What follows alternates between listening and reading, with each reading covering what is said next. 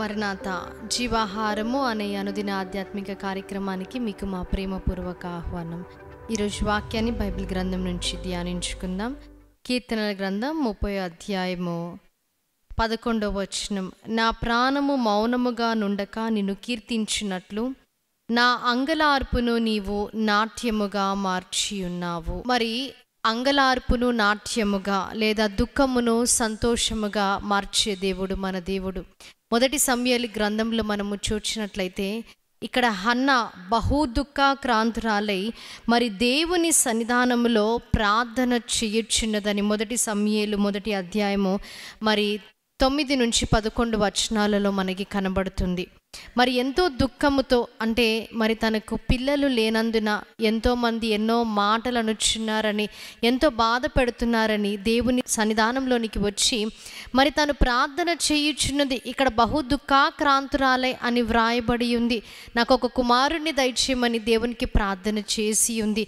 దేవుడు తన ప్రార్థనను ఆలకించి మరి ఒక శ్రేష్టమైన కుమారుడిని దేవుడు తనకి దయచేసినప్పుడు తిరిగి దేవుణ్ణి స్తుతిస్తుంది. ఇక్కడ ఏమని వ్రాయబడి ఉందంటే మొదటి సమూయేలు గ్రంథం 2వ అధ్యాయము 1వ వచనం, నా హృదయము యెహోవా యందు సంతోషించుచున్నది. 1వ అధ్యాయంలో మనము చూచినప్పుడు ఎంతో దుఃఖముతో బాధతో తన హృదయాన్ని దేవుని సన్నిధానంలో కుమ్మరించి తను ప్రార్థన చేయుచున్నది.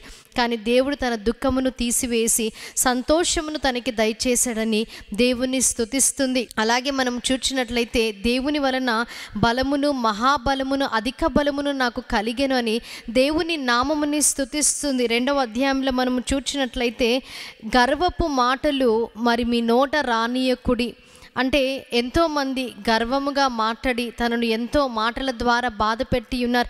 అలాగే తొట్టిల్లిన స్థితిలో తాను ఉంది కాబట్టి 4వ వచనంలో మనం చూసినట్లయితే తొట్టిల్లిన వారు బలము ధరించుదురు అని రాయబడి ఉంది.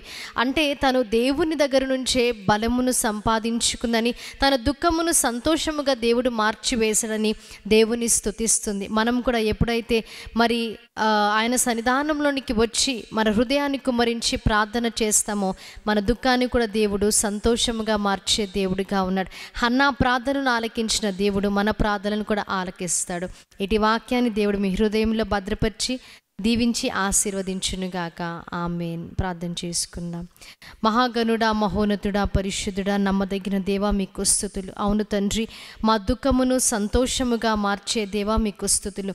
అన్న ప్రార్థన చేసింది ఎంతో దుఃఖముతో వచ్చి మొరపెట్టినప్పుడు తండ్రి ప్రార్థనను ఆలకించి సంతోషమును దయచేసి ఉన్నారు. ఈ వాక్యాన్ని ఎందరైతే వింటున్నారో వారి హృదయంలో తండ్రి ఈ వాక్కుని మీరు భద్రపరిచి దేవా, దుఃఖము కలిగిన వారికి మీరు సంతోషమును దయచేయండి, నెమ్మదిని దయచేయండి, దీవించి ఆశీర్వదించండి. యేసుక్రీస్తు నామములో అడిగి వేడుకుంటున్నాం ప్రియ పరలోకపు తండ్రి.